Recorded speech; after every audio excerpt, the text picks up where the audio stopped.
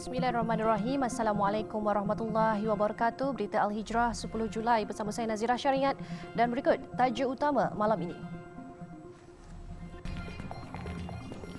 Malaysia bukan negara sekular.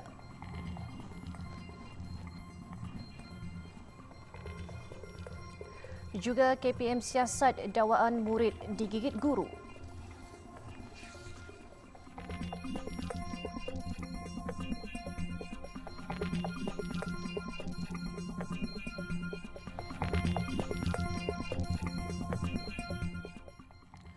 Perdana Menteri beri jaminan tidak wujud kebimbangan kes jenayah akan meningkat di negara ini berikutan penguatkuasaan Akta Pemansuhan Hukuman Mati Mandatori 2023 Akta 846. Datuk Seri Anwar Ibrahim berkata kerajaan hanya memansuhkan hukuman mati mandatori namun hukuman gantung di negara ini masih lagi wujud.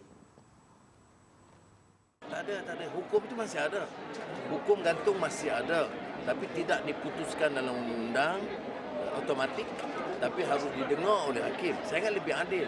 Beliau berkata demikian kepada media selepas menyampaikan ucap tama di persidangan Undang-Undang Antarabangsa Malaysia 2023 di Ibu Negara pagi tadi. 4 Julai 2023, Akta Pemansuhan Hukuman Mati Mandatori 2023 kurungan Akta 846 mula berkuat kuasa. Berdasarkan Warta Kerajaan Persekutuan bertarikh 30 Jun yang disiarkan Jabatan Peguam Negara, tarikh berkuat kuasa akta berkenaan ditetapkan Menteri di Jabatan Perdana Menteri Undang-Undang dan Informasi Institusi Datuk Seri Azalin Othman Said.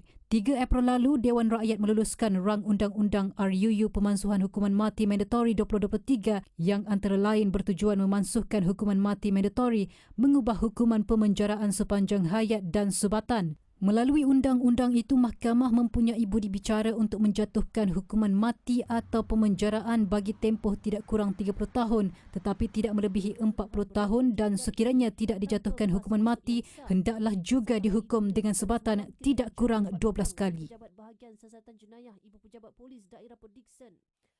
Malaysia bukan negara sekular. Perdana Menteri Datuk Seri Anwar Ibrahim menegaskan konsep sekularisme yang menganjurkan pemisahan antara negara dan agama secara total tidak boleh diterima bukan sahaja bagi dirinya sebagai orang Islam tetapi juga bagi semua rakyat Malaysia. Tegasnya, Malaysia berpendirian teguh untuk menyemat nilai agama Islam meskipun negara ini mempunyai unsur sekular. Beliau menjawab soalan Andrew Khoo, pengerusi bersama Jawatan Kuasa Undang-Undang Perlembagaan Majlis Peguam pada persidangan antarabangsa Undang-Undang Malaysia pagi tadi. Jelasnya lagi, orang ramai dan majoriti umat Islam telah diberitahu bahawa sekularisme bermaksud pemisahan sepenuhnya negara dan agama berdasarkan pengaruh Empire Rome dan sejarah Eropah. Namun, ia bukan sebagaimana yang harus difahami. Istilah itu katanya perlu dipelajari oleh orang ramai agar tidak berlaku percanggahan antara naratif dan wacana yang dibawa oleh golongan elit pemerintah dan sentimen rakyat. Malah, Malaysia juga katanya bukan negara autokratik yang mengenakan undang-undang Islam ke atas orang bukan Islam. Dalam perkembangan lain, Perdana Menteri Datuk Seri Anwar Ibrahim berkata cadangan pindaan Perlembagaan Persekutuan akan dipersembah kepada Majlis Raja-Raja dalam tempoh terdekat. Jelasnya, ia merupakan inisiatif kerajaan untuk menyelesaikan isu kewarganegaraan anak bagi wanita rakyat Malaysia dan pasangan warga asing yang lahir di luar negara. Undang-undang menyebut ayah hak warga negara itu hanya kepada bapa. Jadi tak termasuk ibu. Jadi kita nak masuk ibu, bapa. Kalau dalam perlembagaan tak adil kalau kita hanya letak bapa dan tak masuk ibu. Jadi itu saja yang nak dikemukakan. Ke Majlis Raja itu bila? Ini sesi dan 2 hari, 1 hari. Tambah Perdana Menteri, isu ini diketengahkan bagi membolehkan ibu berstatus warga negara Malaysia mendapatkan hak yang lebih adil mengikut Perlembagaan Persekutuan. Terdahulu dalam ucapannya, beliau berkata kerajaan akan membentangkan pindaan artikel 15(a) Perlembagaan Persekutuan itu pada persidangan Parlimen September ini. Pembentangan tersebut membabitkan pindaan kepada Perlembagaan Persekutuan untuk menggantikan perkataan bapa siapa dalam bahagian 1 dan bahagian 2 jadual kedua dengan perkataan sekurang-kurangnya salah seorang daripada ibu bapa. Kementerian Pendidikan KPM sedang menjalankan siasatan terperinci berhubung kejadian murid trauma dan terganggu emosi kerana dikatakan digigit seorang guru lelaki di sebuah sekolah di Pantai Timur. Timbalan Menteri Pendidikan Lim Hui Ying berkata pihaknya memandang serius dakwaan yang tular di media sosial itu dan akan mengambil tindakan sewajarnya jika terbukti berlaku. Menurut Lim, KPM sudah mengenal pasti hantaran yang dimuat naik di Facebook yang mendakwa kejadian itu. Menurut beliau, perkara tersebut tidak sepatutnya berlaku dan KPM memandang serius perkara ini dan dalam masa sama menjalankan siasatan lanjut. Dalam hantaran itu, ibu murid lelaki tersebut pada mulanya beranggapan bahawa anaknya menjadi mangsa buli sehingga akhirnya terbongkar kisah bahawa anaknya digigit seorang guru hingga takut untuk ke sekolah. Dakwa wanita itu bukan anak lelakinya sahaja menjadi mangsa tetapi kejadian itu turut berlaku terhadap beberapa murid lain apabila guru berkenaan menggigit bahagian seperti mulut, tangan dan telinga.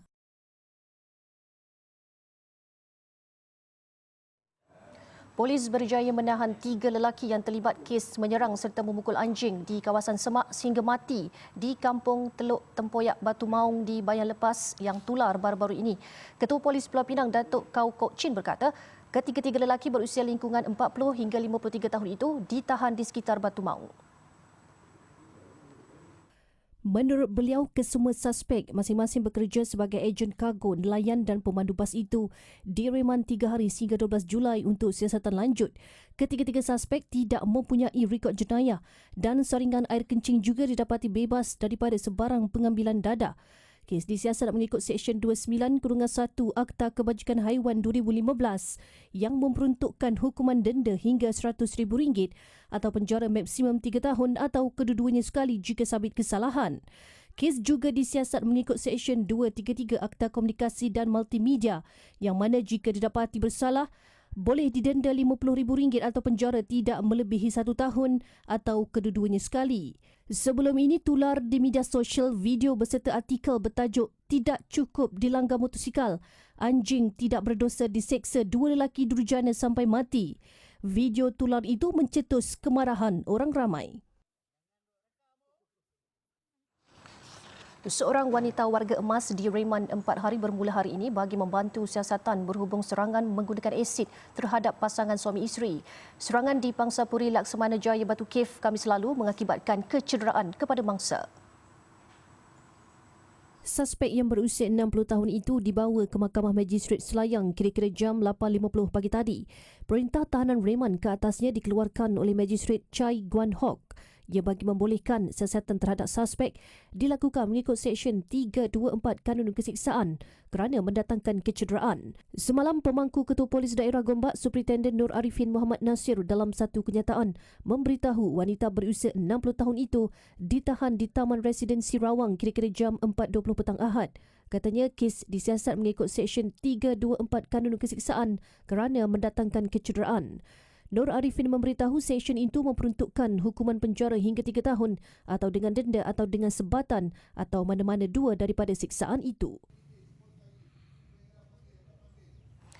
Seorang pemandu lori dihadapkan ke Mahkamah Magistrate Ampang hari ini atas pertuduhan menunggang motosikal dengan cara melawan arus sehingga menyebabkan seorang penunggang motosikal berkuasa tinggi maut di lebuh raya bertingkat Sungai Besi Ulu Kelang Suka 14 Jun lepas. Mud Ziadaha Muhammad 42 tahun yang mengalami patah tangan kanan bagaimanapun mengaku tidak bersalah. Mengikut pertuduhan, bapa 3 anak itu didakwa menunggang motosikal dengan cara melawan arus yang berbahaya kepada orang awam sehingga menyebabkan kematian Ahmad Fazil Omar Azadin, 64 tahun di kilometer 22.2 Lebuh Raya Suka pada 1.10 tengah hari. Pertuduhan dikemukakan mengikut Seksyen 41-1 Akta Pengangkutan Jalan 1987 kurungan Akta 333 Palang 87 yang membawa hukuman penjara minimum 5 tahun dan maksimum 10 tahun serta denda tidak kurang RM20,000 dan maksimum RM50,000 selain hilang kelayakan memegang atau mendapatkan lesen memandu tidak kurang 5 tahun dari tarikh sabitan jika sabit kesalahan. Peguam daripada Yayasan Bantuan Guaman Kebangsaan Izlin Ismail memohon jaminan rendah kerana tertuduh merupakan orang kurang upaya OKU yang mengalami masalah mental serta menerima bantuan daripada Jabatan Kebajikan Masyarakat. Menurut Izlin, tertuduh mengalami masalah itu kerana beliau telah kehilangan kerja bekerja sebagai pemandu kereta api sehingga menyebabkan mengalami tekanan.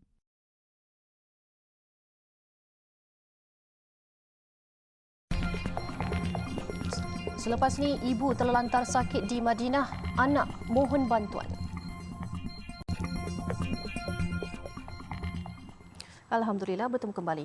3 beradik buntu memikirkan masalah kewangan yang diperlukan untuk membawa pulang ibu mereka yang kini terlantar sakit di sebuah hospital swasta di Madinah. Zuraini Sapiin, 32 tahun berkata ibu mereka Hasmah Hamid, 62 tahun, pergi menunaikan umrah pada 30 April lalu dan sepatutnya pulang pada 12 Mei. Menurut Zuraini, ibunya jatuh sakit pada 9 Mei di Madinah dan terpaksa dimasukkan ke sebuah hospital swasta kerana menghidap jangkitan kuman pada paru-paru dan terpaksa ditidurkan. Yang tahan tu kita dapat surat dari sana jangkitan kuman pada paru-paru lah. Lepas tu mak pun memang dah ada sakit dia lah, jantung apa semua, dan disebabkan dia pun warga emas apa semua, jadi untuk sembuh tu ambil masa. Katanya sepanjang rawatan setakat 6 Julai lalu, bil rawatan yang dikenakan ialah RM263,556, iaitu RM212,000 atau bersamaan RM6,216.18 atau RM5,000 untuk satu hari di wad. Menurutnya setakat ini, sebanyak RM124,323.60 iaitu RM100,000 telah dibayar menggunakan insurans, namun mereka perlu membayar baki RM139,242.43 bersamaan RM112,000 lagi sebelum boleh membawa ibunya pulang ke Malaysia. Tambah Zuraini, antara usaha yang dilakukan mereka ialah membuat permohonan kepada Majlis Agama Islam dan Adat Melayu Terengganu MAIDAM serta membuat kutipan dana awam di media sosial baru-baru ini. Jelasnya permohonan MAIDAM masih dalam proses, manakala sumbangan orang awam pula telah mencecah 37,000 setakat ini. Ya, kalau boleh minta bantuan orang ramai, sama-sama kita kumpul dana, dapat bawa balik mak saya pulang, dan juga kalau bolehlah pihak-pihak yang badan-badan berkaitan lah, Wisma Putra, kedutaan, apa-apa sajalah yang boleh bawa mak saya pulang ke sini. Orang ramai yang ingin menyumbang kepada keluarga ini boleh menyalurkan bantuan kepada anak lelaki Hasmah Hamid, Muhammad Asdi Awang melalui akaun Maybank 5630-1933-6137 atau hubunginya di talian 014-518-2657. Keputusan dasar mengenai penyelarasan ekosistem keselamatan cyber negara akan dibincangkan dan dimuktamadkan dalam mesyuarat Kabinet pada 19 Julai ini. Perdana Menteri Datuk Seri Anwar Ibrahim berkata, langkah itu menunjukkan kesungguhan dan komitmen tegas kerajaan dalam menangani cabaran keselamatan cyber. Dalam teks ucapan yang dibacakan oleh Timbalan Perdana Menteri Datuk Seri Fadilah Yusof, Perdana Menteri menegaskan kerajaan tidak akan melengahkan perkara ini berikutan kepentingannya terhadap keselamatan cyber negara. I want to be unequivocal in saying that unity government will not compromise the security of our cyberspace, nor will brook delays in this regard. What we are lacking in time will make up with hard work. Policy decisions on the streamlining of the national cybersecurity ecosystem will be discussed and finalized in the Cabinet meeting on 19 July 2023. Tambah beliau, keputusan untuk membawa isu itu ke mesyuarat Kabinet dibuat ketika mempengerusikan mesyuarat Jawatankuasa Keselamatan Cyber Kebangsaan pertama bulan lepas yang membincangkan keputusan-keputusan penting dalam mengukuhkan keselamatan cyber di Malaysia. Kenyataan Perdana Menteri itu dibacakan pada Majlis Perasmian Pameran dan Persidangan Pertahanan dan Keselamatan Cyber SCIDES 2023 di Ibu Negara siang tadi.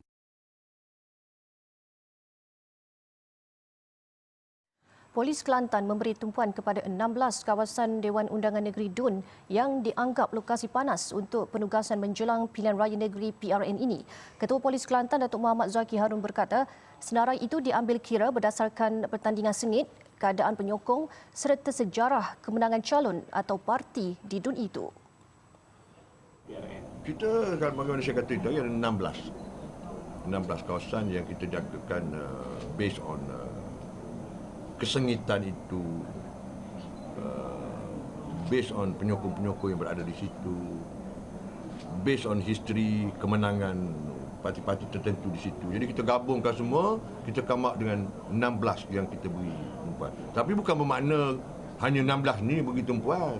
Tapi 16 ni kita nak monitor bermula, bukan hari ni dah bermula dah pun. Bagaimana cara nak pendekatan yang kita perlu guna, siapakah orang-orang yang perlu kita lihat. Jadi kita dah start. Beliau berkata demikian ketika ditemui selepas menziarah dan menyerahkan pingat jasa negara kepada pesara polis Yusuf Hussain 80 tahun di kediamannya di Kampung Tanjung Mas, Kota Baru. Mengulas lanjut, Muhammad Zaki berkata antara 16 kawasan yang dikenal pasti itu melibatkan kawasan Dewan Undangan Negeri Dun di kawasan Parlimen Kota Baru, Machang dan Gua Musang. Dalam perkembangan berkaitan, Muhammad Zaki berkata setakat ini pihaknya belum lagi menerima sebarang permohonan permit untuk mengadakan ceramah parti politik. Beliau berkata jika melihat daripada pilihan raya umum ke-15 PRU15 baru-baru ini, permit yang dipohon agak menggalakkan namun menjangkakan dalam PRN kali ini kapasitinya lebih kecil. Demi pendidikan anak-anak, seorang ibu tunggal tetap menguatkan diri untuk bekerja walaupun menghidap talisemia dan sering pingsan. Itu cabaran hidup yang dilalui Maznah Muhammad Yusof dalam membesarkan 3 anaknya berusia 14, 13 dan 11 tahun. Menurut Maznah, demi memastikan anaknya terus bersekolah, dia sebelum ini bekerja menjaga kedai serba neka dengan upah RM300 sebulan selain menerima wang bantuan Baitul Mal RM300 sebulan. Maznah turut dibantu ibunya Becik Malik, 78 tahun dalam soal perbelanjaan harian sekolah anaknya. Tiada tempat tinggal di Johor Bahru menyebabkan Maznah terpaksa berpindah ke Benut Pontian untuk kos hidup yang lebih rendah.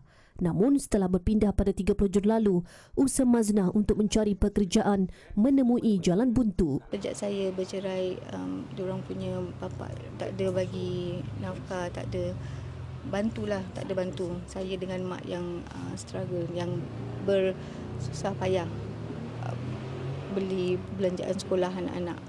Lepas tu pasal rumah pula, saya terpaksa pindah ke Benut. Dan dekat sana pun agak susah lah saya nak dapatkan kerja dekat sana. Saya pergi kedai market ke, saya tanya ada kosong, semua cakap belum ada lagi. Kesukaran keluarga Maznah mendapat perhatian Pegawai Jejak Asnaf Majlis Agama Islam Negeri Johor, Nasir Ishak. Keluarga ni dah dapat Baitul Mal 300 bulan selama 2 tahun. Lepas tu dia akan renew balik lah bila hampir 2 tahun tu. Lepas tu dia kabarkan dia nak mohon daripada PPR, daripada Baitul Mal. Kita akan usahakan secepat mungkin dan juga mendapat surat kelulusan daripada pejabat kami lah Baitul Mal. Lepas tu surat tu akan bawa ke SOK untuk mohonkan untuk PPR dengan keluarga ni lah, seramai 5 orang dan dah masuk mak dia sekali. Maznah disahkan menghidap talisemia pada 2016 selepas setahun berpisah dengan bekas suaminya.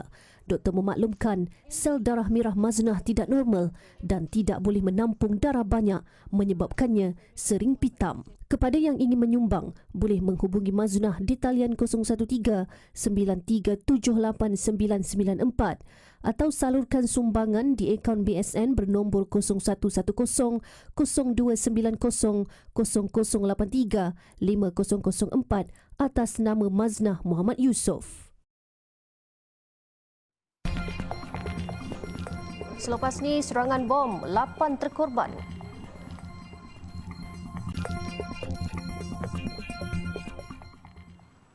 Alhamdulillah, masih bersama Berita Al-Hijrah. Perdana Menteri Datuk Seri Anwar Ibrahim menerima kunjungan hormat daripada Menteri Pertahanan India Rajnath Singh hari ini.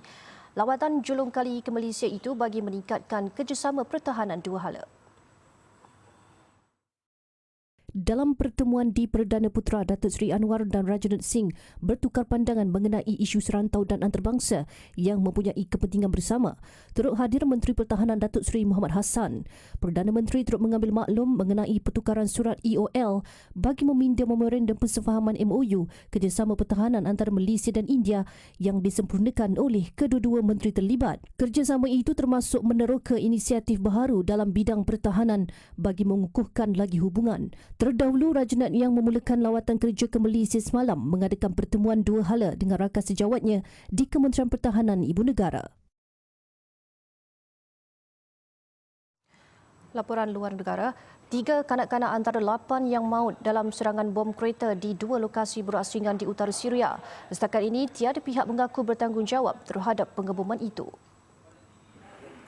Letupan pertama berlaku di sebuah kedai membaiki kereta di Shawa, iaitu sebuah kampung berhampiran sepadan Turki yang dikuasai pejuang pro-Ankara. Ia meragut nyawa 3 kanak-kanak manakala 10 yang lain cedera. Dalam kejadian kedua, bahan letupan yang dipasang di dalam kenderaan membunuh 3 pejuang yang bergabung dengan pasukan demokratik Syria, pimpinan Kurdish di bandar Manbij. Manbij adalah bekas kubu kuat kumpulan negara Islam yang kini dipegang oleh Majlis Tentera yang bergabung dengan SDF yang disokong Amerika Syarikat. Perang Syria meletus pada 2011 dengan penindasan kejam terhadap protes anti kerajaan. Sejak itu ia mencetus krisis terburuk yang berlarutan lebih sedekad di mana lebih setengah juta maut selain jutaan penduduk hilang tempat tinggal.